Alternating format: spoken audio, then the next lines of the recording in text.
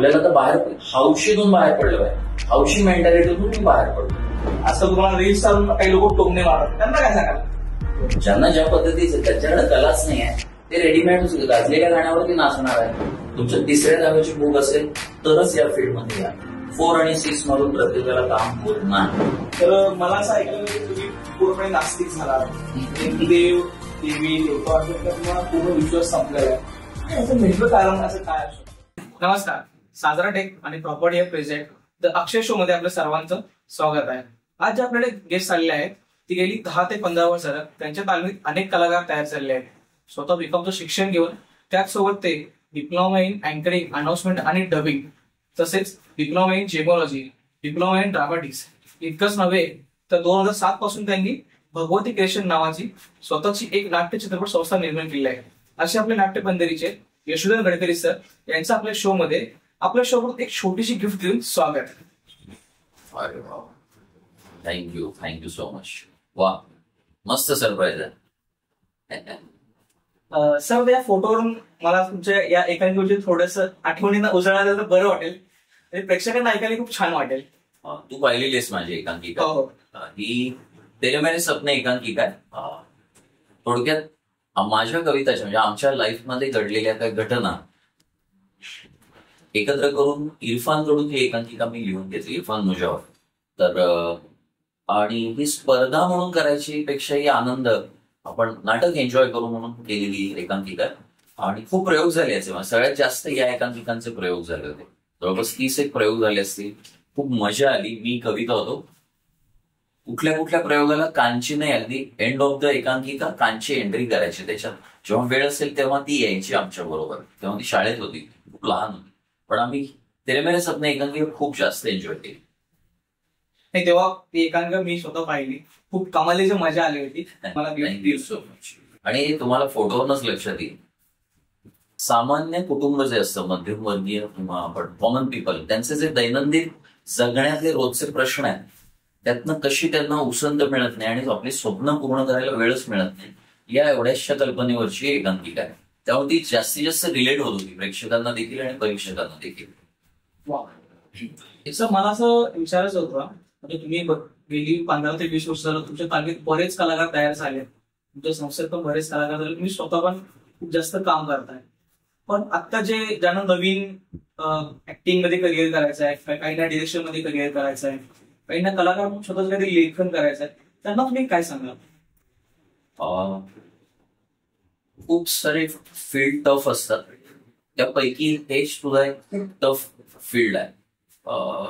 तर सगळ्यात आधी मी असं सांगेन की त्यांनी आपलं ग्रॅज्युएशन कम्प्लीट करावं, एक ठोस अशी डिग्री हातात पाहिजे, किंवा या फील्डमध्ये ग्रॅज्युएशन कम्प्लीट करावं. मग याच्यामध्ये खूप वास्ट आहे फील्ड. तुम्ही थिएटर करणार आहात, म्हणजे नाटक करणार आहात, की फिल्म लाईनशी संबंधित. याच्यात बरेच टीव्ही सिरियल आहे, डॉक्युमेंटरीज आहेत, फिल्म आहेत, OTT मुळे तर आता जगभरात आपण पोहोचू शकतो, युट्यूब आहे, खूप सारी माध्यमं आहेत. या टेक्निकल मध्ये आपण काही शिकणार आहोत, अभिनय करणार आहोत, हा फोकस आधी ठरवून घ्यायला लागेल. थोडक्यात आपली आवड काय आहे ते निवडून काम केलं पाहिजे. आणि अभिनयात ज्यांना करिअर करायचं किंवा थिएटरशी, सिनेमाशी संबंधित आहेत, त्यांनी आधी स्थानिक नाटकांमध्ये कमीत कमी 3 वर्ष 4 वर्ष काम केलं पाहिजे. आणि तेही कुठल्याही सिनेमांची, सिरियलची ऑडिशन न देता फक्त नाटक केलं पाहिजे. ओके, मला विचारलं की असं जसं तुम्ही डिप्लोमा इन ड्रामॅटिक्स केला, असताना मास कम्युनिकेशन करणं गरजेचं आहे का? असं कोणता कोर्स त्यांनी केला पाहिजे असं काय आहे? मास कम्युनिकेशन हे दिग्दर्शक म्हणून जर करिअर करायचं असेल तर मास कम्युनिकेशन किंवा फिल्म मेकिंगशी संबंधित जे इन्स्टिट्यूट्स आहेत ते प्रशिक्षण योग्य ठरेल. आणि अभिनेता व्हायचा असेल तर मग खूप सारे इन्स्टिट्यूट आहेत आता, आणि त्यातले 2 माहितीच आहेत आपल्याला. थिएटरशी संबंधित NST दिल्लीला आहे, तसंच FTI आय थिंक पुण्याचं आहे. बरोबर. अशी काय, पण इथं सगळ्यांना ऍडमिशन मिळतं असं नाही. त्यामुळे स्थानिक नाटकांमध्ये काम करणं एक वेगळं स्कूलिंगच होतं एक नाटकाबद्दलचं. कलाकाराबद्दल झालंच. आता मला तुमच्याबद्दल जरा जाणून घ्यायला आवडेल की 2004 साली तुम्ही काहीतरी मुंबई वापसी केली होती, आणि ते असं आम्हाला कळालं की तुम्ही गिरीश ओक सर यांच्या घरी राहत होता, जे एक ख्यातनाम ऍक्टर आहेत, त्यांच्या घरी जाऊन सुद्धा काही कामामुळे तुम्ही रिटर्न आला का, कशामुळे वापसी झाली ते जरा जाणून घ्या मला. ऍक्च्युली कठीण काळ मी तेवढ्याच फेजला नाही म्हणणार, कठीण काळ आत्ताही सुरूच आहे. पण कलाकारासाठी स्ट्रगल हा चालूच असतो, असं काही नाही. मुंबईत मी साधारण 1999ला गेलो होतो अभिनेता होण्यासाठी. आणि मग तिथं गेल्यावर ना मिळेल ते काम किंवा पडेल ते काम करावं लागतं. आणि इतकं सोपं नाही आहे. फोटो तेव्हा, आता मोबाईल नव्हते आता साठी, तेव्हा फोटो कॉपीज किंवा एक अल्बम आपला घ्यायचा, वेगवेगळ्या एक्सप्रेशन मधले फोटोज वेगवेगळ्या प्रोडक्शन हाऊसना जाऊन द्यायचे. तेव्हा व्हॉट्सअपवर फोटो दिले, व्हॉट्सअपवर बायोडाटा दिला असं नाही, तर त्या ठिकाणी जाऊन, ट्रेननं जाऊन, मुंबईत लोकलनं जाऊन ते द्यायचे. आणि हे सगळेच जण करत होते. आणि मग त्यातनं एखादा कॉल आला, तेव्हा मोबाईल नव्हते, त्यामुळे मी जिथं राहत होतो त्यांच्या आमच्या शेजाऱ्यांचा नंबर दिला होता. डॉक्टर गिरीश ओक यांच्या घरी राहण्यामागचा योग असा होता, सांगलीत माझा मित्र होता, नाटकात आम्ही एकत्र काम करत होतो, मेहुल परसुरे म्हणून. तर मेहुलचे डॉक्टर गिरीश ओक हे सख्खे मामा, त्यामुळे आम्ही त्यांना गिरीश मामाच म्हणतो. आणि जेव्हा आम्ही मुंबईला येतो कळालं, सुरुवातीचे 1.5-2 महिने गिरीश मामाच्या घरी राहायला मिळालं. आणि गिरीश मामांनाच आम्हाला त्याच्या ओळखीतून माहीमला रूम मिळवून दिली होती. 4-4.5 वर्ष मी मुंबईत होतो. आणि मुंबईत सोडण्यामागचं असं कारण की एव्हाना वेगवेगळ्या प्रोडक्शनला काम केल्यामुळं मला असं लक्षात आलं की अरे नाही, आपण स्वतः फिल्म बनवू शकतोय. आणि फिल्म बनवण्याचा निर्णय घेऊन मी सांगलीमध्ये आलो. अभिनय करता करता करता करता पडेल ते काम मी जे म्हणालो ते मग असिस्ट करावं लागतं. अगदी क्लॅप देण्यापासून सगळी कामं मी केलेली आहेत. ऍक्टर सोबत थोडक्यात पिन टू पियारो, सगळीच कामं. स्क्रिप्टिंग कसं होतं, पहिलं कथा बीज कसं सुचतं, इथपासून ते डबे, पूर्वी रीलचे फिल्मचे डबे येतात ना, ते डबे घेऊन येणं, विकत घेऊन येणं, ते डबे डीआयला, म्हणजे आत्ताचा शब्द डी आहे, ते डेव्हलपला देण्यापर्यंतची मी कामं केल्यामुळे मला थ्रू आउट फिल्म मेकिंगची तेव्हाची प्रोसेस समजली होती. लक्षात आलं. आणि माझा हळूहळू सांगलीत असतानाच दिग्दर्शनाकडेही कल वाढला होता. आणि ते लक्षात आलं मला की पझल सारखं आहे फिल्म मेकिंग. सीन वेगवेगळ्या वेळेला शूट करायचे आणि ते एकत्र सिक्वेन्सनी कसे लावायचे ते लक्षात आलं. म्हणलं आपण स्वतःची मूव्ही बनवायची. आणि मूव्ही बनवायला मुंबईत राहावं लागत नाही हे लक्षात आलं की गेल्या काही वर्षात नागराज सारख्या दिग्दर्शकांनी दाखवून दिले. करेक्ट, बरोबर. त्यांना फिल्म सैराट किंवा फॅन्ड्री मुंबईत येऊन नाही गेलेली फिल्म. बरोबर बरोबर. मग मुंबई हे मोठा हब आहे, इंडस्ट्री आहे, हे मान्यच करावं लागेल. पण इथं फिल्म करू शकतो आपण. मला असं वाटतं की ही वापसी ना सांगलीसाठी एक आनंदाची बातमीच होती. कारण तुमच्या वापसीनंतर 2007 साली तुम्ही भगवती क्रिएशन नावाची तुम्ही नाट्य चित्रपट निर्माण केली. त्याच्यानंतर 2009 साली तुम्हाला फ्रेंडशिपसाठी अभिनयाचं रौप्य पदक मिळालं. 2015 साली उडला मिळालं. त्याच्यानंतर 2021 साली ढोल तशेला आय थिंक मिळालं. करेक्ट. आणि त्याच्यानंतर वापसीनंतर तुम्ही फिल्म मेकिंगच्या खूप पुढे गेला आणि ऍक्टिंगने पण खूप पुढे गेला. कारण तुम्हाला अभिनयाच्या रूपामध्ये तुम्हाला मिळत गेली. पण मला ह्यात एक गंमत अशी वाटते की 9, 15 आणि 21 हे 3 डिफरंट नावाचं काय तुम्ही ठरवलं होतं की साल गुंतवून करायचं मला? नाही, माझा कधी सेल्फ फोकस अभिनयाच्या बाबतीत नव्हता. जेव्हा ग्रुप फॉर्म केला तेव्हा एकच होतं की सांगलीतल्या मुलांना, जे काय आपण शिबिरातनं मुलं तयार होतात त्यांना घेऊन आपण नाटक करायचं. तेव्हा स्टेजवर तेव्हाच मी यायचो जिथं कमी तिथं आम्ही. अशा वेळेला मी आलो. फ्रेंडशिप एकमेव नाटक आहे की जे वाचल्यानंतर मला करावं असं वाटलं. बाकी मग आलेले रोल आहेत. सलग वर्ष नाटक करत होतो मी, पण ग्रुपला घेऊन करत होतो आणि मी दिग्दर्शनाला थांबत होतो. दिग्दर्शनापासून सगळ्या आघाड्यांवरती काम करायचो, पण कामं वाटून दिली जायची. कोणी लाईट्स करायचं, कोणी म्युझिक करायचं, मी डिरेक्शन आणि नेपथ्य बघायचो. फक्त मेकअप मी आजपर्यंत केलेलं नाही. मेकअप तेवढा मला इतका जमलेला नाही. बाकी सगळी डिपार्टमेंट्स मी हाताळले. लेखन आता सुरूच केलंय. त्यामुळे खूप वर्षांनी मी काम करत राहिलो आणि जेव्हा काम केलं तेव्हा मेडल मिळालं मला. पण एक झालं या सगळ्यामध्ये की मुंबईच्या आधीचा मी आणि मुंबईच्या नंतरचा मी मध्ये मोठा फरक पडला. मुंबईमध्ये मी प्रतिभा किंवा टॅलेंट मला शिकायला मिळालं का किंवा नाट्यकला शिकायला मिळाली की तर बिलकुल नाही. ते सगळं मला सांगलीत मिळालं. मुंबईला मी तंत्र शिकलो आणि एक लक्षात आलं, तुमच्यामध्ये काही गोष्टी टॅलेंट नसलं तरी कॉन्फिडेंट कसं राहायचं की हे मला येतंय, हा कॉन्फिडन्स दाखवणं मी शिकलो. प्रत्येकाला कोणाचा कोणाचा एक सपोर्ट हवा असतो. तसं तुम्हाला घरातून जास्त सपोर्ट कोणाचा आहे? ऑफकोर्स माझी बायको कविताचा सपोर्ट आहे. आणि सगळ्यात महत्वाचं, खूप अजाणत्या वयात माझी मुलगी आमची कांची, तिचा लहानपणापासून मला सपोर्ट आहे. कारण अगदी 1.5 वर्षाची किंवा 6 वर्षाची असताना कडेवर घेऊन तिला आम्ही नाटकाच्या तालमी केलेल्या आहेत. नाटक हे फील्ड तिला अगदी यूज टू आहे. आणि या दोघी आहेत आणि प्रत्येक ठिकाणी प्रत्येक प्रोजेक्टला, नाटकाला, फिल्मला, डॉक्युमेंटरीजना या माझ्या बरोबर असायची मदतीला. आजही असतात. आज रिलीज करतोय तर आजही असतात मला मदतीला. सर मला तुम्हाला एक विचारायला आवडेल की पूर्ण नाटकाचं बॅकग्राऊंड असताना आता तुम्ही रील्स, टिकटॉक आणि सोशल मीडिया प्लॅटफॉर्मवरती आलाय, ते येण्यामागचं एक कारण आणि काही लोकांचा त्याला विरोध पण असतो, म्हणजे त्याच्याकडे नाक मोडून बघतात आणि आजकाल तुम्हाला रील्स काही लोक टोमणे मारतात, त्यांना काय सांगाल? रील्स स्टार म्हणून टोमणे देखील ऐकू येतात, क्वचित आहे ते, पण त्यांना मला काही सांगायचं नाही. तुम्हाला काही सांगण्यासाठी किंवा सिद्ध करण्यासाठी मी इथं नाहीये. मी माझ्या आनंदासाठी नाटक, सिनेमा आणि इन्स्टा चूज केलेला आहे. सो आपण करत राहायचं.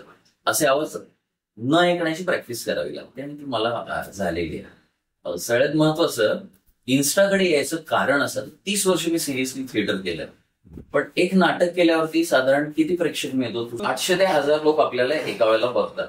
एकांकिका स्पर्धा आपण फिरवल्या, एखाद्या महत्वाचा विषय घेऊन आपण एकांकिका केली, नंबर येऊ न येऊ आपल्या आनंदासाठी, तर 15 ठिकाणी आपण जर गेलो तरी 15,000 लोक आपल्याला बघत नाही. बरोबर. ओके. तर आता ते दर्दी आणि गर्दी हा भाग जर आपण बाजूला ठेवूया, आपलं टॅलेंट एकाच परिघात फक्त दिसत असतं, एकाच ठिकाणी सेम लोकांना आपण रिपीटेडली दिसत राहतो. पण मला आता मोठ्या प्लॅटफॉर्मवर जायचंय. रीलचा दर्जा या विषयावर देखील नको बोलायला, पण मी रीलवरती काही केलं, म्हणजे रील मध्ये मी ट्रॅव्हल जॉनर पकडलाय. मला आवडतं फिरायला, तर ती व्हायरल झाली तर मी लाखो लोकांपर्यंत पोहोचतोय आज. हे मला रिअलाइज झालं, मीही नाका मोडलेली याच्याकडे, कारण त्यात तसेच सादरीकरण मी बघत आलेलो. नंतर मला कळालं की हे खूप असं टूल आहे ज्याचा चांगला वापर केला तर इन्स्टाच्या माध्यमातून आपण कुठं पोहोचू शकतोय मला आत्ता कळालं. त्याचे रिझल्ट मला आले.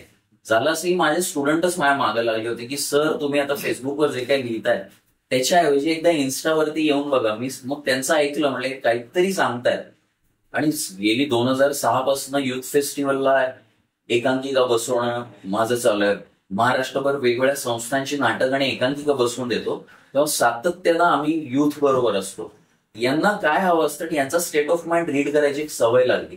सो मागच्या जनरेशनचा अनुभव आम्हाला मिळाला, त्यांच्या डिरेक्शन खाली आम्ही आज पुढे आलो आणि या जनरेशन बरोबर काम करताना आता काय प्लॅटफॉर्मला काम केलं पाहिजे, आपण काय प्लॅटफॉर्मला दिसलो पाहिजे हे समजू लागलं.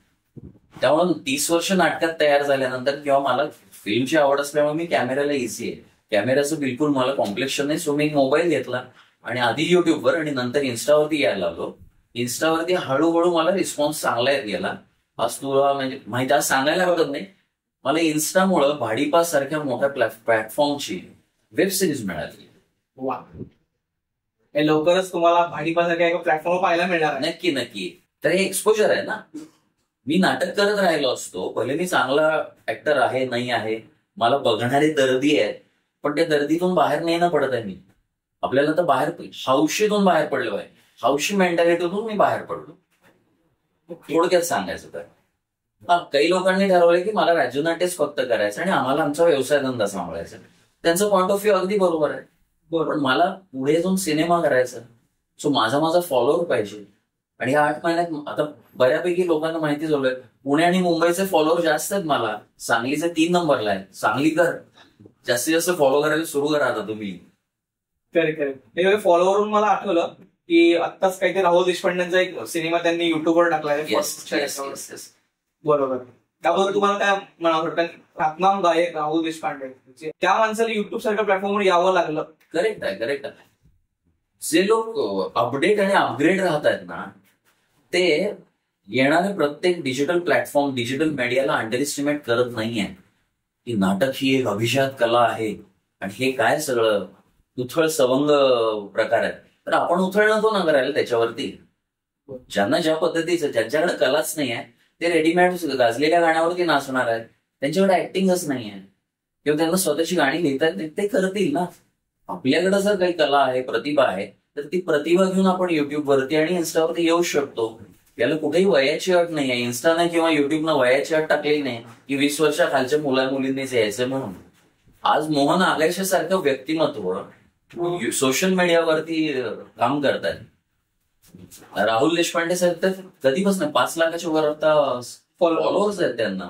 आणि ही गोष्ट खूप वाईट आहे की त्यांच्यासारख्या फेमस पर्सनॅलिटीची फिल्म ओटीटीच्या कुठल्याही प्लॅटफॉर्मनं घेतलेली नाही आहे. तर आज आम्ही विचार करतो की आपली काय पत्रास, आपण जर फिल्म केली ओटीटीवरती कुठंतरी जाईल आपली फिल्म म्हणून, तर आज हा प्रश्न उभा राहिलाय. स्वतःचं युट्यूब चॅनल असायला हवं की कमी खर्चात केलेली फिल्म काहीतरी स्पॉन्सरशिप मिळवून आपल्याला किमान आपल्या युट्यूब चॅनलला अपलोड करून आपल्या पुरत्या ऑडियन्स पर्यंत पोहोचवता येते का. आधी काही फेस्टिवल फिरवावी लागेल ती, कारण नॉमिनेशन्स किंवा काही बक्षिस मिळाली तर त्यातून लोक बघायला लागतील ना, ह्याला काहीतरी मिळालेलं, नॉमिनेट झाले. सो यासाठी मला ही धडपड, मला इन द सेन्स कलाकार म्हणून कोणाला ही धडपड करावी लागणार आहे. जर मला मोठ्या प्लॅटफॉर्मला व्यावसायिक आर्टिस्ट म्हणून काम करायचं असेल तर मी आर्टिस्ट शब्द वापरतो, ऍक्टर म्हणत नाहीये. आर्टिस्ट मध्ये सगळे आले, तंत्रज्ञ आले, नाटकाचे असोत, सिनेमाचे असोत, युट्यूबचे असोत, कुठल्याही मीडियाचे डॉक्युमेंटरी करणारे आर्टिस्ट असतात. बरोबर. मला तर विचारायला आवडेल की तुमचं असं एखादा टॅलेंट, म्हणजे तुम्ही ऍक्टर नसता तर तुम्ही काय करावं, मला आवडलं असं जास्त. ऍक्टर नसतो तर बापरे, मी मला चित्रकला खूप आवडते. मी पहिली आवड माझी चित्रकला, ज्याचा मला आता माझ्या ज्वेलरी शॉपमध्ये, माझ्या दुकानातही फायदा होतो आणि नाटक आणि सिनेमासाठी फायदा होतो. चित्रकला हाऊस म्हणून केली असते ऍक्टिंगच्या जागी, कारण ती मला पुढे टफ केली आहे. मी जरा आळस केला चित्रकलेच्या बाबतीत, पण चित्रकलेचा आज मला उपयोग होतोय. फ्रेम लावून, कॉम्पोजिशन्स मध्ये रचना कळते ना, पात्र रचनामध्ये उभ्या रेषा, आडव्या रेषा याचं एक काय म्हणतो सांगड आलेली असते आपल्याला, की बॅलन्स काय ठेवायचंय, विषय, आशय आणि आत्ताचा से काय आहे त्या फ्रेम मधला, याच्यानुसार फ्रेम ठरवता येते. तसंच थिएटरलाही फ्रेमच आहे. बरोबर. चित्रकलेचा उपयोग मला आत्ताही होतोय. क्रिकेट प्रचंड आवडत होतं, पण क्रिकेटर झालो असतो नसतो माहित नाही मला, त्याबद्दल बोलता येणार नाही. तर तुम्ही आताच म्हणाल की तुम्हाला चित्रकार व्हायला खूप आवडलं असतं, मग चित्रकला एवढी आवड असताना तुम्ही ऍक्टिंग मध्ये कसं आला? चित्रकलेचा आळस झाला एक, आणि ऍक्टिंग मध्ये आलो खूप ऍक्सिडेंटली. सांगलीतला रोहित दांडेकर मन्या, त्याचा लॅपटॉप शूट, तो माझा मित्र कॉलेजमधला. उदय नापटे, आता जो US ला आहे, इज अ सायंटिस्ट. आणि हेमंत खाडीलकर म्हणून मारुती चौकात त्याचं दुकान आहे, तो माझा वर्गमित्र. या तिघांमुळे मी ते नाटक करतात एवढं माहिती असल्यामुळं मन्याबरोबर एकदा त्याची प्रॅक्टिसला गेलेलो. चल म्हटलं बरोबर मला प्रॅक्टिसला जायचंय, आणि त्यानं येताना मला त्याच्या स्कूटरवरून काहीतरी त्यांच्या नाटकाच्या तालमीच्या ब्रेकमध्ये काहीतरी डबा घेऊन जायला बोलवलेलं. मग मी नंतर तिथे पोहोचलो तर असं खूप गंभीर वातावरण होतं, आणि तेव्हा गडदे सर होते. तेव्हा ते कोण आहेत मला काही माहिती नव्हतं, आणि एका रांगेत उभं करून ते सगळ्यांना झापत होते. आता झापत होते मी हा शब्द वापरतोय, म्हटलं हे काय एवढा अपमान करून यायला का आले ते सगळे येते. आणि मग मी मन्याला पाहायला गेलो, हे काय चाललंय तुमचं वगैरे, अरे नाटक असं भारी वगैरे. पण जेव्हा मी नाटक पाहिलं, पहिलं नाटक म्हणण्यापेक्षाही राज्यनाट्य स्पर्धेतलं पहिलं, त्याच्या आधी मी व्यावसायिक नाटकं पाहिली होती लहानपणापासून. ते म्हणतात ना आपण एक इम्प्रेस होतो किंवा भारावून जातो, हे काहीतरी वेगळं आहे फील्ड. मी डफ नाटक पाहिलं होतं, गडदेंनीच डिरेक्ट केलेलं, प्रसाद बर्वे त्याच्यात लीडला होता. आणि डफ नाटकाला जाण्यामागे एक कारण आहे, गडदेंना नाटक सुरू करायच्या आधी धूप करायची सवय होती. पूर्ण रंगमंच आणि नेपथ्याच्या बाजूनं ते धूप फिरवायचं, असं थोडं असं धुक्याचं वातावरण क्रिएट करत होते.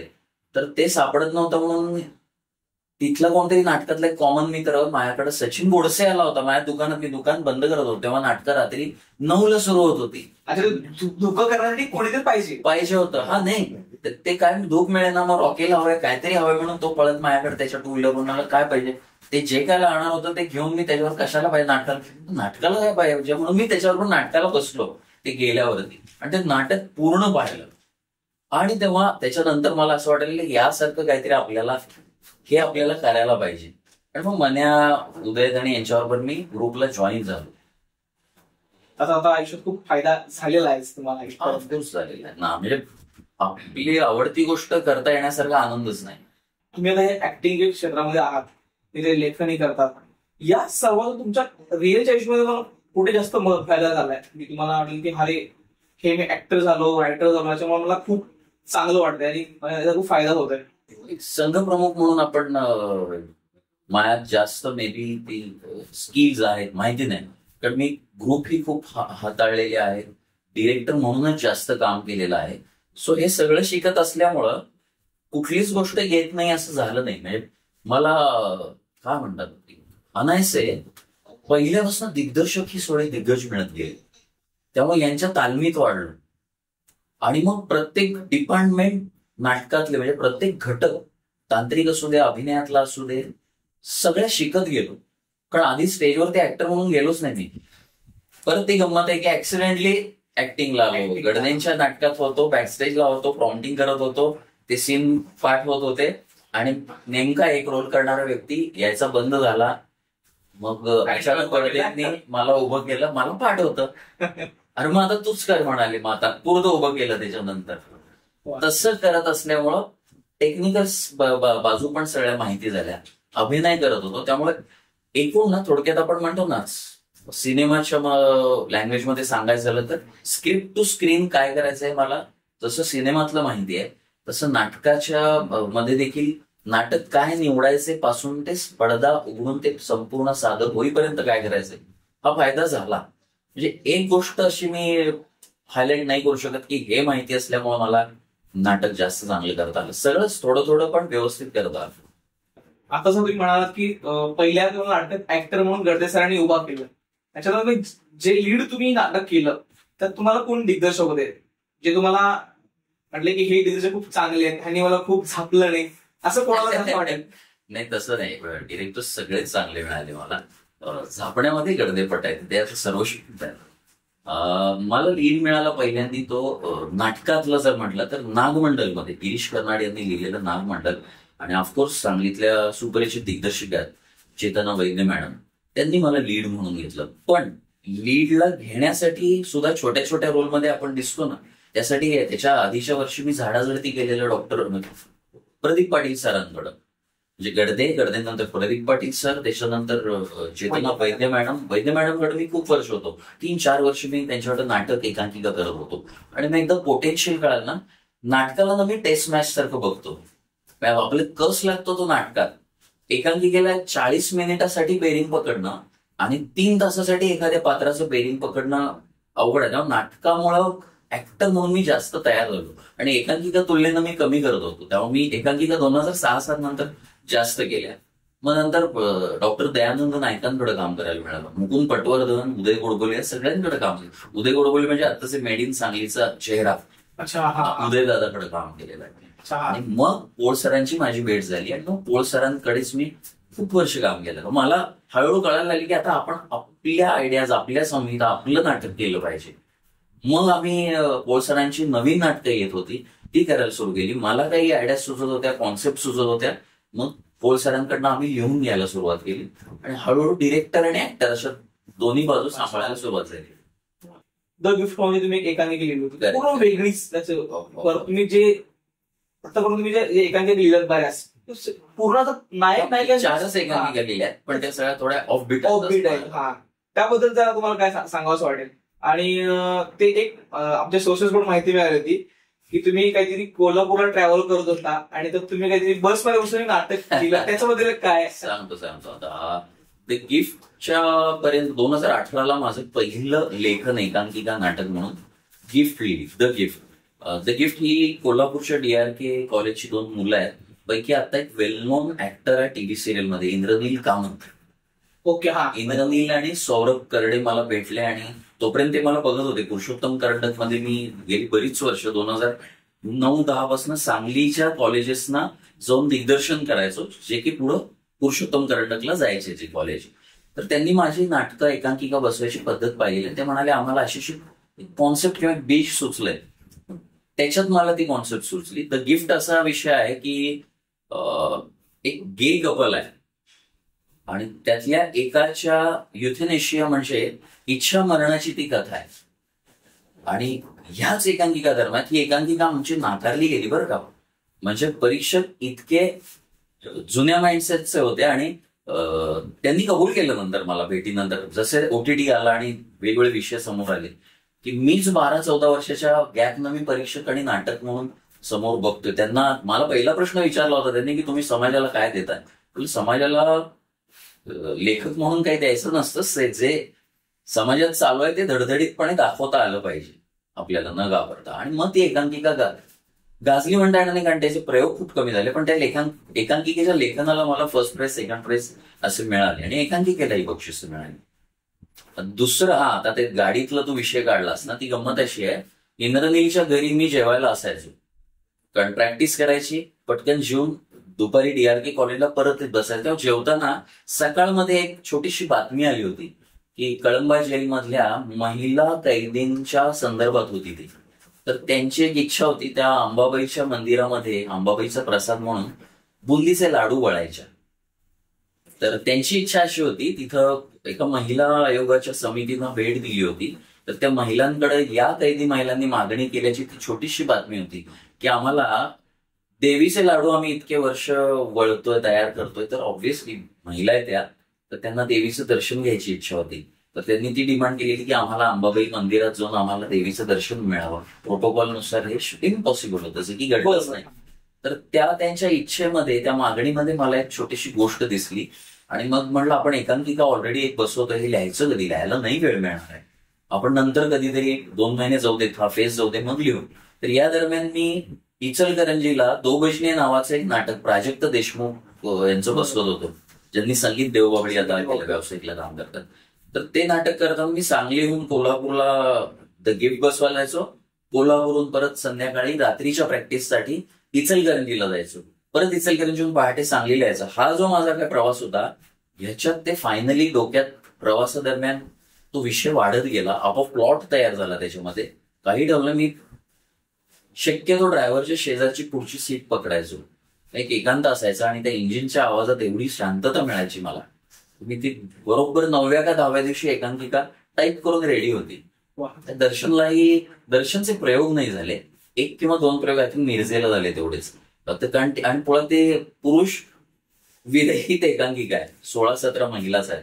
दर्शनलाही पहिलं प्राइज मिळालं, आय थिंक कॅपिटल 1ला पहिलं मिळालं, अवतरण मुंबई या स्पर्धेत एक माझं दुसरं प्राइज मिळालं. तुमचा विद्यार्थी म्हणू शकतो किंवा तुम्हाला आवडणारा एखादा ऍक्टर किंवा ऍक्ट्रेस? कठीण आहे असं सांगणं, कारण काय होतं, कधी कधी प्रयोग दर प्रयोग वेगवेगळे लोक काम करतात चांगले. म्हणजे आज या प्रयोगात एखाद्या ऍक्टरनं बरं नाही काम केलं तर तो पुढच्या प्रयोगाला चांगलं काम करतो, असे मग बरेच आहेत. आम्ही 2 अंकी नाटक राजेंद्र पोळसरांचंच केलं होतं. इथर मधलं प्रतापचं काम मला आवडतं. आणि विद्यार्थ्यांमध्ये म्हणालच तर मला आत्ता लगेच सांगायला आठवत नाही. मला वाटते की कलाकार एका वाक्यात व्याख्या करू शकते. कलाकार बहुताली आपल्याला जे काही दिसतंय, पाहतो, आपल्यामध्ये काहीतरी त्यामुळे अस्वस्थता निर्माण होते. मग हे सोशल असेल, कौटुंबिक असेल, कुठल्याही लेवलचे एक्सप्रेशन आपण मांडू शकतो ना, ज्याला मांडता येतात, समोरपर्यंत कन्व्हे करता येतात, तो कलाकार. इतकंच. जरा महत्वाच्या गोष्टी होती, नाटकाविषयी खूप बोलणं झालंय. आता तुम्ही लेटेस्ट मध्ये फिल्म मध्ये जास्त ऍक्टिव्ह आहात, फक्त तुमच्या फिल्म किती झाल्या? आफ्टर कोविड मी डिसिजन घेतला की ही हौशी राजनाट्य स्पर्धा आहे, त्यात आपण थांबूया. आणि नॉट नेसेसरी याचा अर्थ असा की परत नाटकाचा शिडी म्हणून वापर केला आणि गेलो. 30 वर्षानंतर नाटकाचा शिडी म्हणून वापर होत नाही. एखाद दुसरी एकांकिका करून किंवा करत करत जेव्हा ऑडिशनला जातो तेव्हा नाटकाचा शिडी सारखा वापर होतो. आता डिसिजन मी घेतला अशासाठी की नाटक मनसोक्त केलं आपण, आणि तरीही नाटकात खूप सारे फॉर्म करायचे राहत आहेत आणि आयुष्य पुरणार नाही हे सगळं करायला. कुठंतरी आता आपल्याला स्विच व्हावं लागेल. जेवढं मला कमालीनं नाटक आवडतं तेवढंच मला सिनेमा देखील आवडतो. म्हणजे नाटकावर माझं भाबडं आणि आंधळं प्रेम नाही आहे. म्हणजे सिनेमाला काय रिटेक नसतात, नाटक लाईव्ह करायला लागतं, असलं काही नसतं. नाटकात आज चुकलं तर उद्याच्या प्रयोगात दुरुस्त करता येतं. सिनेमात एकदा चुकलं तर तो सिनेमा परत करता येत नाही, हे म्हणणाऱ्यांनी हे लक्षात घ्यावं. सिनेमा इज टफ मीडियम, नाटकात इतकं सोपं नाही आहे ते. त्यामुळे मी तरी भाबडेपणानं नाटकाकडे पाहत नाही. सिनेमा करायचं ठरवलं कोविड नंतर. कोविडच्या फेजला खूप सारं OTT प्लॅटफॉर्म होतं, सिनेमा पहिल्यापासूनच करायचं होतं मला, पण कुठंतरी हाऊस सोडावी लागणार ना. मी राजनाट्य स्पर्धाही करतोय आणि मला एखाद्या ऑडिशनचा कॉल आला तर मी त्या संस्थेला नाही म्हणून सांगायचं का मी चाललो ऑडिशनला म्हणून? म्हणजे माझ्या संस्थेची पंचायत होणार. एक दुसरी गोष्ट, मी ऑडिशनला किंवा आलेल्या कामाला नाही म्हणायचं, माझं नुकसान होणार आहे. यासाठी मी नाटक थांबवलं आणि फुल फ्लेज आता सिनेमा, वेब सिरीज इकडं ऍक्टर म्हणून जायला लागलोय. मला ऍक्टिंग मध्ये यायचंच नव्हतं. मला स्वतःचा सिनेमा, माझ्या आता 4 स्क्रिप्ट रेडी आहेत, 4 वेगवेगळ्या जॉनरच्या स्क्रिप्ट रेडी आहेत, कमी बजेटच्या स्क्रिप्ट, जे 2004 ठरवलं होते की मुंबई ऑफिसवर फिल्म मेकिंग मध्ये यायचं. तर आता मागच्या 2-3 वर्षात जे शूट झाले त्यातली डिअर लव्ह तर तुम्हाला माहितीच आहे सगळ्यांना, गेल्या मे महिन्यात 2024 रिलीज झाली होती. आणि आता बाकीचे सगळे फिल्म, वेब सिरीज या पुढच्या वर्ष 1.5 वर्षात येतील. काहीच्या आता आमचे डबिंग सुद्धा सुरू आहे. पण याचा फायदा असा होतो, मी ऍक्टर म्हणून जरी गेलो ना तर माझं लक्ष कॅमेरा क्रूकडे असतं. कुठला कॅमेरा वापरलाय, काय पद्धतीनं फील्डवरती काम चालत आहे, आपल्याला आपली फिल्म करताना काय अपेक्षित आहे, यातलं काय घ्यायचं आपण. खूप छान पद्धतीनं आताचे सगळे युथ काम करतो ऑन फील्ड. मी सिनेमामध्ये म्हणजे फिल्म मेकिंग म्हणून त्याच्याकडे बघताना चांगला अनुभव. फक्त ऍक्टर म्हणून तुम्ही एका सेटवर जात नाही, तुम्ही फिल्म मेकर म्हणून तुम्ही म्हणून जातो. फक्त तिथे डवाळडवळ नाही करत, ऑब्झर्व्हर म्हणून पाहतोय. असं का तुम्हाला इन्स्पिरेशन मिळालंय की तुम्हाला आयुष्यात त्याचं खूप कामी आलंय की आता नाटक तुम्ही सिनेमात आला आणि परत तुम्हाला सुरुवातीला नाटकाची पण थोडी कामं कमी झाली, बाकी बऱ्याच गोष्टी तुम्हाला कठीण काळ आला, तर तुम्हाला असं काही इन्स्पिरेशन मिळालं की ज्याने की हा चलो मी करणार असं वाला काही काम न मिळण्याचा फक्त अनुभव मला मुंबईतच आला. बरोबर. मुंबईत खूप सारं कॉम्पिटिशन आहे, लाखोनी तिथे कलाकार येतात आणि त्यात सस्टेन होणं खूप कठीण आहे ऍक्च्युली. आणि चिकाटी पाहिजे आणि तुमची जशी काही पर्सनॅलिटी आहे ती स्वतः आपण स्वीकारली पाहिजे. ती नाही स्वीकारली ना तर आरशात आपण फक्त हिरो म्हणूनच स्वतःकडे बघायला लागतो आणि भूमिका वेगळ्याच मिळायला लागतात. इथं कुठंतरी गोंधळ व्हायला लागतो. तर ते मी लवकर एक्सेप्ट केलं. आणि एकतर मी अतिशय तोळामासा तब्येत होती माझी तेव्हा, आत्ताही मी बारीकच आहे. पण मुंबईनं जो कॉन्फिडन्स दिला की येस आपण काम करू शकतो आणि आपण डिरेक्शन स्वतःची फिल्म करू शकतो. इन्स्पिरेशनसाठी मला एकच आहे, मला नाटक करायची भूक पूर्वी होती, नाटक करायची भूक आजही आहे. आणि तरी सुद्धा नाटकातली मी मेंटल म्हणजे इमोशनल इन्व्हॉल्वमेंटच काढून टाकली. मला भुकेच्या बाबतीत म्हणालास तर तेंडुलकरचं एक माझं आवडतं उदाहरण आहे. ते मला मी प्रेक्षकांनाही शेअर करायला आवडेल. शिबिरात मी बरेचदा हे सांगतो आणि मी ते स्वतः फॉलो करतो. मी ना सौरव गांगुली आणि राहुल द्रविडची मुलाखत बघितली होती आणि त्यात त्यांनी असं सांगितलेलं की आपण नेटमध्ये कुठल्या कुठल्या प्रॅक्टिस करतो, बॅटिंगची करतो, बॉलिंगची करतो, फिल्डिंगची करतो. तेंडुलकरमुळं आम्हाला नेटमध्ये 3री धाव काढायची प्रॅक्टिस करायला लागली. कारण जेव्हा लांबच्या बाउंड्रीला तेंडल्या बॉल मारायचा आणि ती बाउंड्री जाणार आहे की नाही याची खात्री नसायची, तेव्हा तो दुसऱ्या रनला थांबायचा नाही. आमची 2री रन पूर्ण होईपर्यंत त्याच्या 2.5 पिच पार करून तो 2.5 रन धावून पुढे आलेला असायचा आणि अजून आम्ही रेडी नसायचो. त्याला बरेचदा परत पाठवायला लागलं. त्याच्यानंतर असं आलं की 3री रन होऊ शकते.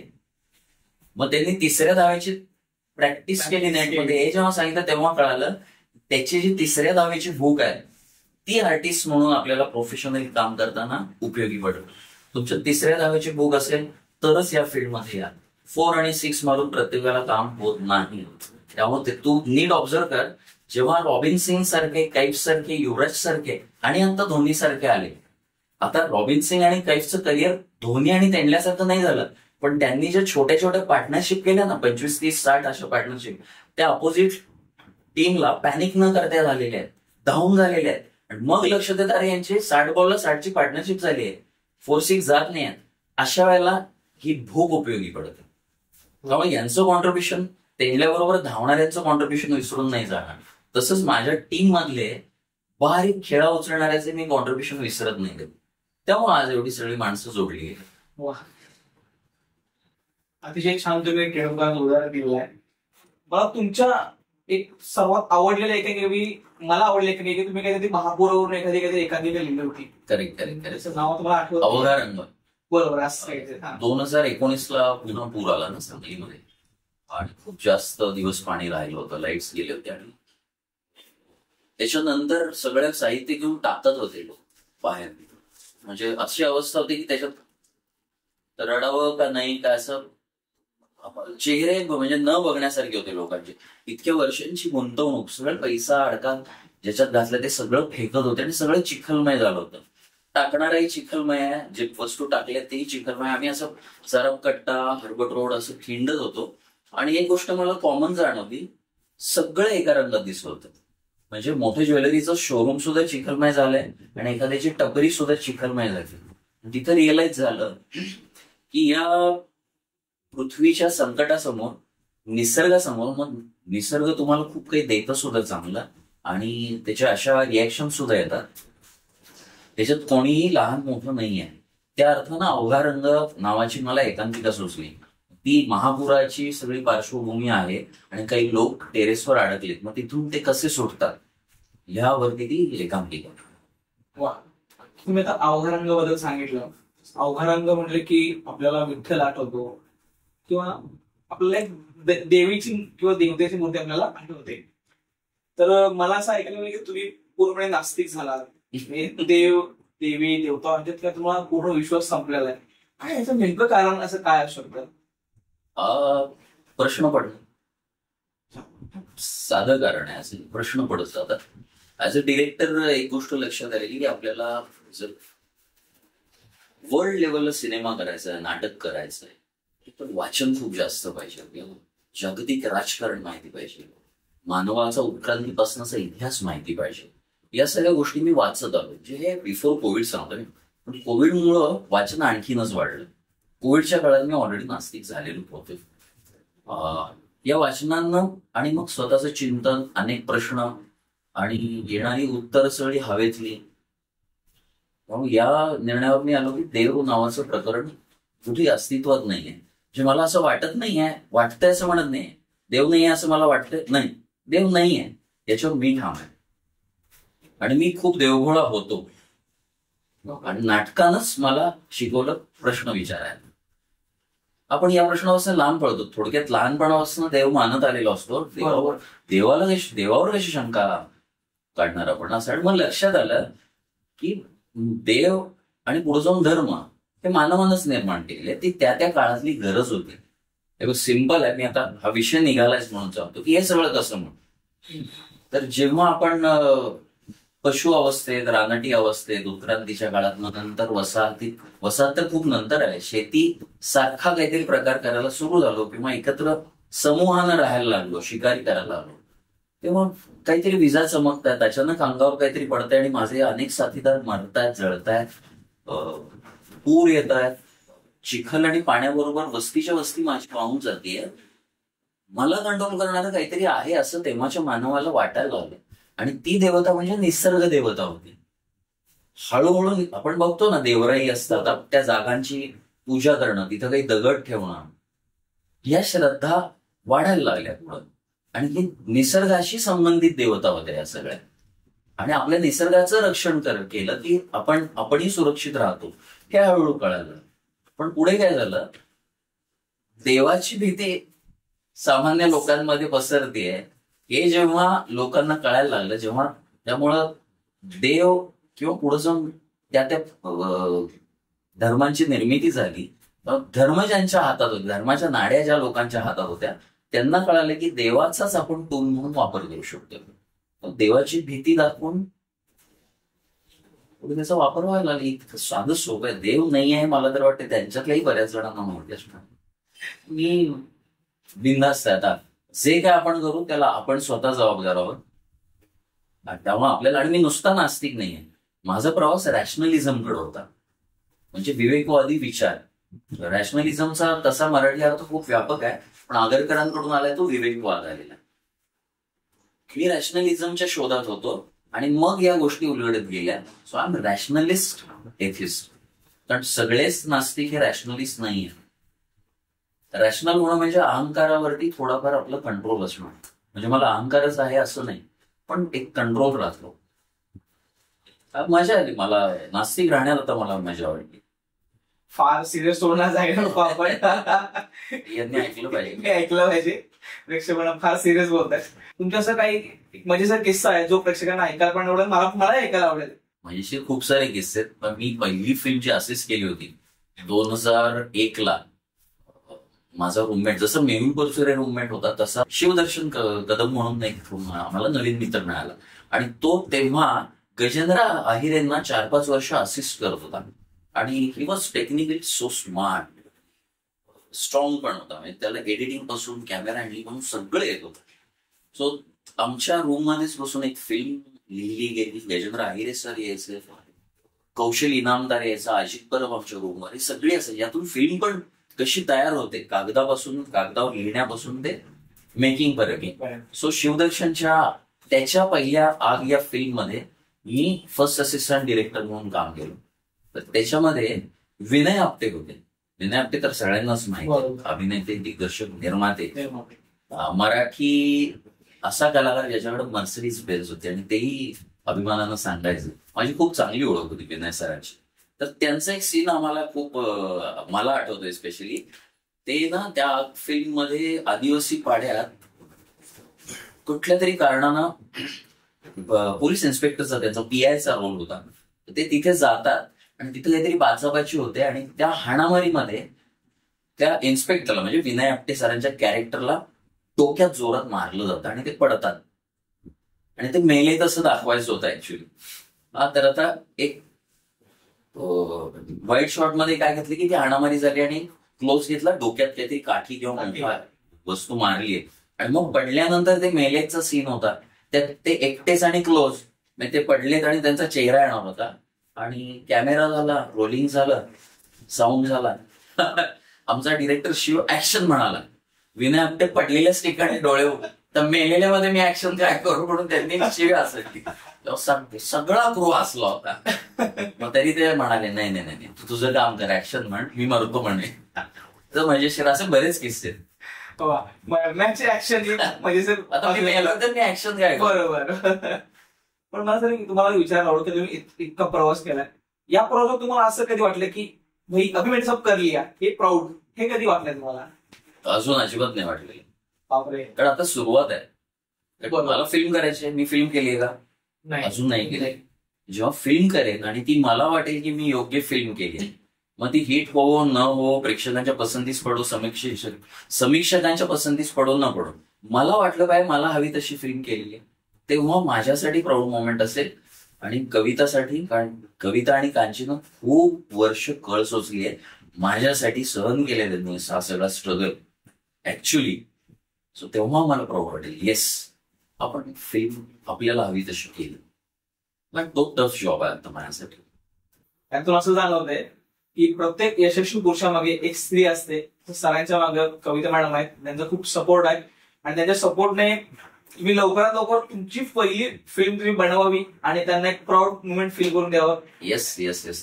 सर्व आम्ही आमच्या सर्व टीम म्हणून तुम्हाला खूप खूप शुभेच्छा. Thank you so much. थँक्यू अक्षय. जेव्हा तुम्ही एवढ्या स्ट्रगल मधनं तुम्ही पूर्ण शिक्षण घेतलं व्यवस्थित, त्याचं नाटकात तुम्ही केला, तुम्ही सिनेमात आला, ह्या सर्वात तुम्हाला पहिल्यांदा जेव्हा पैसे मिळाले त्याची काय आठवण असेल? फार काय एक्साइटमेंट असणारी आठवण नाही. मला पैसा हा फोकस नव्हता त्याच्यात. माझं व्हॉइस ओव्हर करून माझं तिथे काम चालत होतं आणि मला ना पैशाची क्रेज नाही आहे कदाचित, किंवा त्यासाठी मी आसुसलेलो नाही. तेव्हा तशी मेमरी नाही. पण मी पहिली सिरियल केली ती या उजीरवाण्या घरात किंवा जगावेगळी पैकी एक संवेदना आर्ट्स कडनं मला आलेलं पहिलं पाकिट, एवढंच माहिती. पण मी असा वेगळा आनंदून वगैरे गेलेलो नव्हतो. पण ऍक्टिंग करायला मिळणं आणि काम सतत करायला मिळणं हा आनंद जास्त मला वाटतो. मी तिथे फोकस आहे आणि पैसा खूप जवळचा वाटत असता तर घरदार सोडून मी या फील्डमध्ये पडलोच नसतो. प्रेक्षकांना सांगायला पण आवडेल तुम्हाला बाईक रायडिंगची भयानक आवड आहे. प्रचंड आवड आहे, प्रचंड आवड. बाईक रायडिंग आणि इफ्फी हे काय प्रकरण आहे त्याबद्दल? आणि तुम्ही एकटंच फिरत नाही, सोबत कविता मॅडम नवीन फिरता, फॅमिली तुम्ही बाईक राईड करता? अनायसे तिलाही बाईक रायडिंग खूप आवडतं आणि मला कॉलेज पासूनच बाईकची आवड आहे. मला वाटतं 14-15 वर्षीच मी 2 व्हीलर आणि 4 व्हीलर शिकलो होतो, पण लायसन्स घेऊनच नंतर फिरायला लागलो. माझ्याकडे पहिली RX-100 आहे, आजही RX-100 आहे माझ्याकडे. आणि आता मी कालांतरानं करिश्मा घेतली, परत त्या सेल आउट केलेली. 18 वर्ष आहेत माझ्याकडे. बाईक रायडिंग माहिती नाही, माझा मोस्ट फेवरेट थिंग आहे माझ्या आयुष्यात. फक्त ती ना मनसोक्त मला करता येत नाही, कारण शेवटी दुकानधंदा आणि फिल्म हे माझं फोकस असल्यामुळं कधीतरी जी संधी मिळते त्यात इफ्फीत मिळते, आणि गोवा हे बाईकनं करण्यासारखा आनंद नाही आहे. इफ्फी म्हणजे इंटरनॅशनल फिल्म फेस्टिवल जो होतो तो. इफ्फीला मी साधारण 2015-16 पासून सलग जातोय. सुरुवातीला मी युरोपियन फिल्म फेस्टिवल साठी जायचो गोव्यामध्ये, आणि मग पहिली 2 वर्ष मी माझी कॉलेज गाडीतून गेलेलो आणि कॉलेजमध्येच राहायचो. असे अनेक फेस्टिवल, नाट्य महोत्सव मी गाडीत राहून करायचो. अनायसेनंतर मला तिथला मित्र भेटला आणि मग मी आता त्याच्याकडे राहतोय, समीर डांबरे. फेस्टिवलच्या वेळेला मला त्याच्याकडे राहायला मिळतं. पण इफ्फी पर्यंत पोहोचायचं कारण आपले कॉमन फ्रेंड आहेत कोल्हापूरचे डॉक्टर अनमोल कोठाडिया, चित्रपटाचे समीक्षक आहेत, अनेक फिल्म फेस्टिवलला ते ज्युरी म्हणून जातात. तर सिनेमा माध्यमाच्या भाषेबद्दल, language off camera, language of film medium बद्दल त्यांनी मला खूप सतर्क केलं, जागरूक केलं, आणि मग माझा बोलपट ते चित्रपट असा प्रवास सुरू झाला. एका खडबडून जागा झालो म्हणतो ना आपण, तसं की अरे आपण हे सगळे भोवतालचे चित्रपट पाहतोय, लहानपणापासून जे पाहतोय ते चित्रपट नसून बोलपट आहे, आणि जागतिक सिनेमा वेगळंच काहीतरी म्हणून पाहतोय. तर जागतिक सिनेमा म्हणजे फॉरेनचा सिनेमा नव्हे, तर भाषे पलीकडे जाऊन इतर लोकांनाही समजतो तो जागतिक सिनेमा म्हणू, जागतिक नाटक म्हणू, इतकं सोपं आहे. म्हणजे दृश्य माध्यमातून आपण लोकांपर्यंत पोहोचलो पाहिजे. डायलॉग्स असणारच आहेत, मुकपट नव्हे. यासाठी स्वतःला एक्सप्लोर करण्यासाठी, म्हणजे आपल्याला सिनेमा जर काम करायचंय, वर्ल्ड लेवलला आपल्याला आपला सिनेमा कंटेंट न्यायचा आहे, तर आपल्याला काय करावं लागेल यासाठी मी इफ्फीला जायला सुरुवात झाली डॉक्टर कोठाडियांबरोबर. मग नंतर बाईकनं जायला लागलो, कारण तिथल्या तिथं मला थिएटर्सना पोहोचणं सोपं व्हायला लागलं. तसंच उमेश कुलकर्णी, देऊळचा आणि वळूचा डिरेक्टर, तो एक शूट अ शॉट नावाचं वर्कशॉप घेतो वर्षातून एकदा किंवा 2दा. त्याला मी 2012-13ला गेलो होतो. तिथून हे सगळं डॉक्टर कोठाडियांचं भेटणं, हे वर्कशॉप आणि इफ्फी,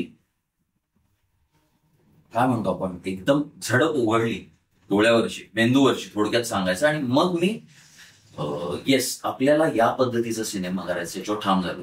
आता बोलपट आणि चित्रपट म्हणजे थोडक्यात काय सांगतो, सिनेमाला आज तुम्ही गेला थिएटरमध्ये तर बहुतांश लोक मोबाईलवर असतात आणि ते सिनेमा ऐकतात. सिनेमा हे पाहायचं माध्यम आहे. आपल्याला जो सिनेमा पाहायचा आहे, स्क्रीन मोबाईलचं बघत जर ऐकत असू तर त्या स्क्रीनची गरज नाही आहे. आपण नुसता ऑडिओ ऐकला तरी सुद्धा समजत असेल तर तो बोलपट आहे, जो की आकाशवाणीला खूप गाजलेले चित्रपट ऐकवले जायचे. मग ते चित्रपट का आहेत जर ते आकाशवाणीवरून कळतायत तर एकदा तुम्ही अशा फेस्टिवल अटेंड करा. पब्लिक कोणीही इफ्फीला जाऊ शकतं. सांगली, कोल्हापूर, पुण्यामध्ये फेस्टिवल्स भरतात, फिल्म फेस्टिवल्सला तुम्ही जाऊ शकता. आणि सगळ्यात महत्वाचं, शॉर्ट फिल्म करणारी आता खूप सारी तरुण मुलं आहेत, त्यांनी एकदा कुठलीही घाईगडबडीत फिल्म करायच्या आधी इंटरनॅशनल फिल्म फेस्टिवलला असणारे मूव्हीज आता मूव्ही सारख्या ऍपवरती किंवा मोठ्या प्लॅटफॉर्मवरती पाहायला मिळतात. ते युट्यूबला देखील आहेत, हे पहा, अशी माझी कळकळीची विनंती आहे या मुलांना. म्हणजे आपण काही करायच्या आधी नेमकं या माध्यमाची, म्हणजे कॅमेरा माध्यमाची आपली ओळख नीट होईल.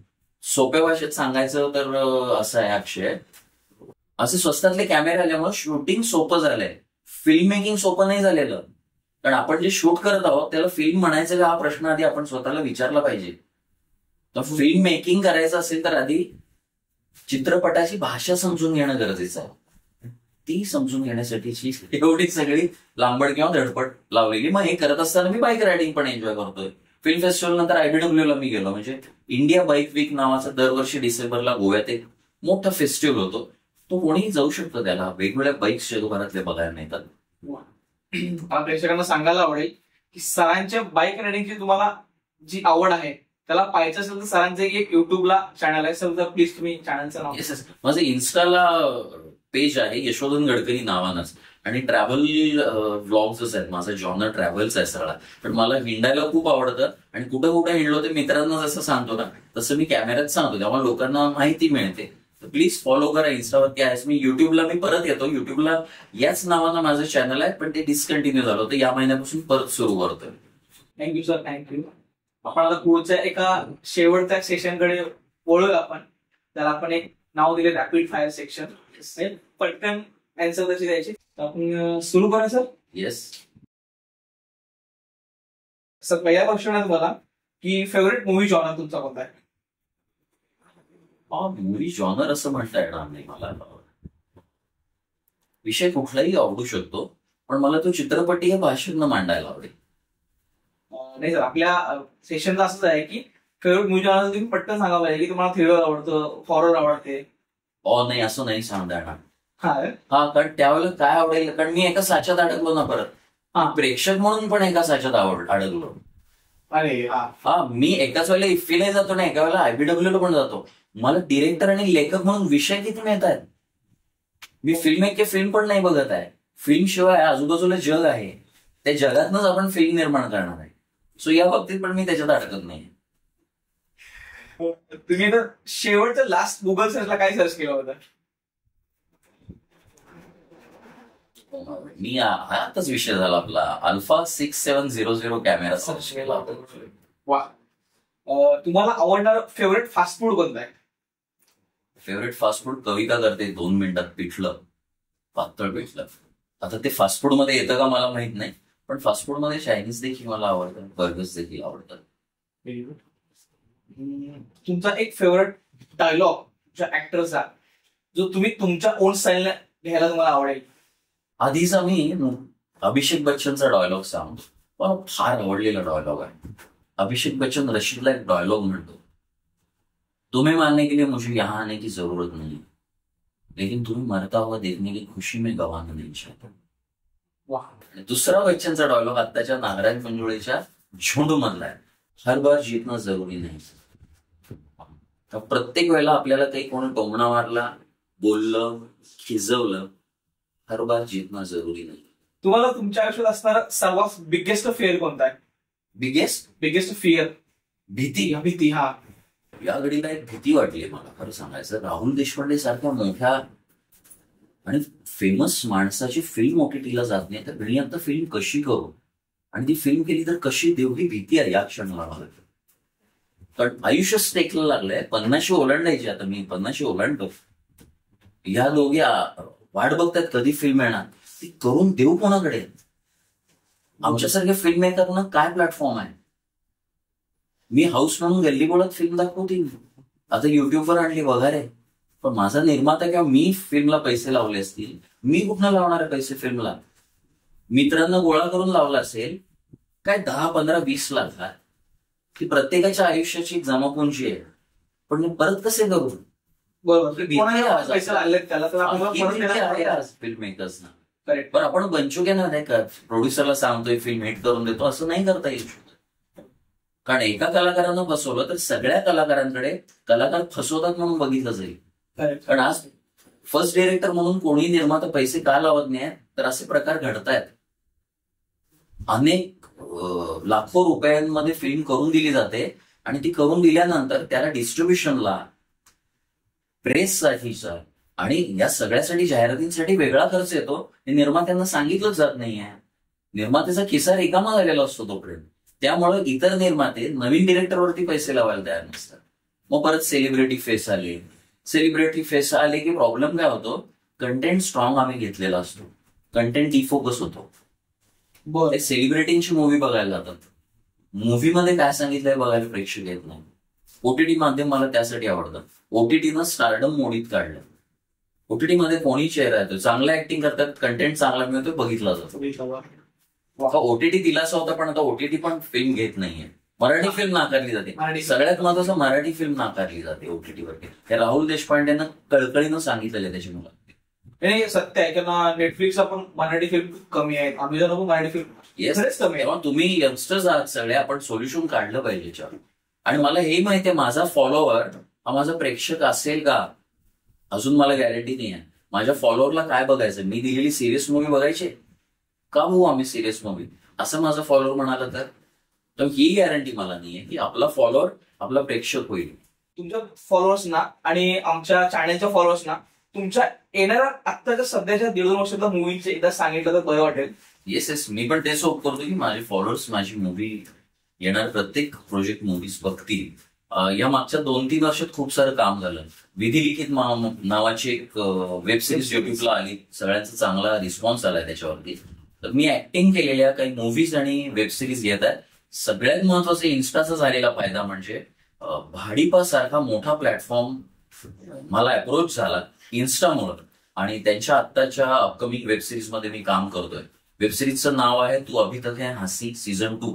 त्यांचा हा सीझन 1 गाजला होता. त्याचा पुढचा भाग, आणि खूप चांगला रोल दिलाय त्यांनी मला. इंटरेस्टिंग आहे, नक्की पहा. दर शुक्रवारी संध्याकाळी 8 वाजता तो अभी तक हसी सीझन 2 चे एपिसोड्स तुम्ही भाडीपाच्या युट्यूब चॅनलवरती पाहू शकता. ज्यात माझं काम कसं वाटलं, एकूण वेब सिरीज कशी वाटली सांगा. आणि याच्याशिवाय खूप साऱ्या फिल्म झाल्या, त्यातले काही ज्याच्यात माझी काही खूप चांगली कामं आहेत ती सांगतो. भूमिका म्हणून आणि लेंथ म्हणून सुद्धा. कोल्हापूरला एक आम्ही संग्राम नावाची मूव्ही केली. ही कमर्शियल आहे, टोटल फीचर फिल्म, तर ती थिएटरला येणार आहे. तर आता त्याचं ऑन प्रोजेक्ट म्हणजे फील्डवरती नाव संग्राम आहे. नाव कदाचित बदललं जाईल. त्याच्यात एक माझा तगडा रोल आहे, चांगला रोल आहे, तो आहे. त्याच्यानंतर पुण्याला एक अमोल पोळ म्हणून मित्र आहे, माझ्या मित्राचा मित्र. तर तो रेड चिलीला वन ऑफ द VFX बनवणार एडिटर आहे. Is a very brilliant guy. आणि त्यानं डिरेक्ट केलेली हिंदी मूव्ही स्टिंगर्स मध्ये मी मोठ्या रोलमध्ये थ्रू फिल्म मध्ये आहे. हिंदी मूव्ही आहे, असं करत बऱ्याच आहेत. परत आपण केलेली मूव्ही मराठी, बरोबर, झिंग तर येते फेब्रुवारी किंवा मार्चला येते. असे बरेच प्रोजेक्ट आहेत. पैकी तासगावच्या मुलांबरोबर केलेली शर्यत 1 जानेवारीला ऑलरेडी रिलीज झालेली आहे. दर शुक्रवारी सकाळी 8 वाजता शर्यतचे एपिसोड तुम्ही पाहू शकता. त्यात एक मुलांच्या प्रेमासाठी मी एक छोटासा रोल केलाय. तिथं मी छोटं मोठं फार पाहिलेलं नाही, पण मी छोटे किंवा एखादा सीन आला तर आता टाळतोय. प्रोडक्शन हाऊसला राग येऊ शकत असेल कदाचित की हे कोण आहे ते छोटा सीन आल्यावर टाळतात, पण आता चुजीस व्हायला पाहिजे. कारण मी फिल्म करणार आहे, छोट्या रोलमध्ये मला वेळ नाही घालवायचा आणि मला मोठे रोल मिळायला लागलेले आहेत. सो आय होप की बघतील सगळेजण. तुम्हाला लास्टचा एक प्रश्न विचारायला आवडेल, तुम्हाला माझ्यासाठी काय करायला आवडेल? माझ्या मूवीमध्ये काम कर, ऍक्टिंग कर. टेक्निकली आता तू झिंग मध्ये EP होतास, तू अकाउंटिंग विभाग सांभाळलायस. प्रोडक्शनला तर मला वाटतं तू बऱ्यापैकी सगळ्या गोष्टी बघत होतास. तसं काही करता आलं आपल्या मूवीसाठी तरी करा. आणि माझी मूवी म्हणणार नाही, आपली मूवी. आणि सगळ्यात महत्वाचं, चॅनल नवीन आहे याचं. बरोबर. सो अक्षयच्या या नव्या चॅनलला तुम्ही लवकरात लवकर सबस्क्राईब करा, लाईक करा, कमेंट करा आणि जास्तीत जास्त शेअर करा.